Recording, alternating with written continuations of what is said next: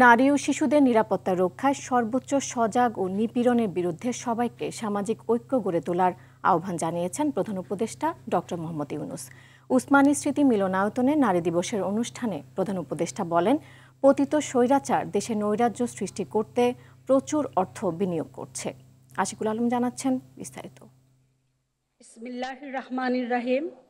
আন্তর্জাতিক নারী দিবস উপলক্ষে রাজধানীর ওসমানী স্মৃতি মিলনায়তনে মহিলা ও শিশু বিষয়ক মন্ত্রণালয়ের অনুষ্ঠানে যোগ দেন প্রধান উপদেষ্টা ডক্টর মোহাম্মদ ইউনূস। অনুষ্ঠানে নারী ক্রিকেট দল সহ ৬ নারীকে অদম্য নারী সম্মাননা তুলে দেন প্রধান উপদেষ্টা। অনুষ্ঠানে ডক্টর মোহাম্মদ ইউনূস বলেন, নতুন বাংলাদেশ গঠনে নারী পুরুষের সম অধিকার বাস্তবায়নে সকল শক্তি প্রয়োগ করতে অঙ্গীকারবদ্ধ সরকার। পতিত স্বৈরাচার দেশে নৈরাজ্য সৃষ্টি করতে বিপুল পরিমাণ অর্থ বিনিয়োগ করে যাচ্ছে। আমাদেরকে এখন ততটাই সতর্ক থাকতে হবে যেমনটা আমরা যুদ্ধের মতো পরিস্থিতিতে আছি। নারী ও শিশুদের নিরাপত্তা রক্ষায় সর্বোচ্চ সজাগ থাকুন। নিপীড়নের বিরুদ্ধে সামাজিক ঐক্য গড়ে তুলুন। একে অন্যের পাশে দাঁড়ান।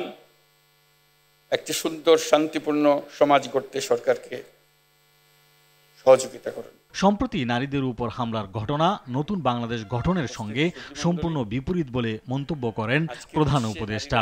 সম্প্রতি মহিলাদের উপর যে জঘন্য হামলার খবর আসছে তা গভীরভাবে উদ্বেগজনক।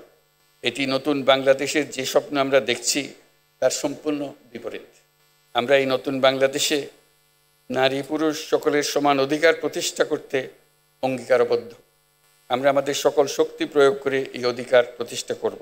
জুলাই গণঅভ্যুত্থানে অংশ নেওয়া নারীদের অধিকার প্রতিষ্ঠা ছাড়া সমাজে নারীদের ন্যায্য অধিকার প্রতিষ্ঠা সম্ভব না বলেও জানান ডক্টর ইউনূস। আমরা যে নতুন বাংলাদেশ গড়ার স্বপ্ন দেখছি, নারীদের অংশগ্রহণ ও তাদের অধিকার নিশ্চিত করা ছাড়া তা সম্ভব হবে না। আশিকুল আলম, আর টিভি, ঢাকা।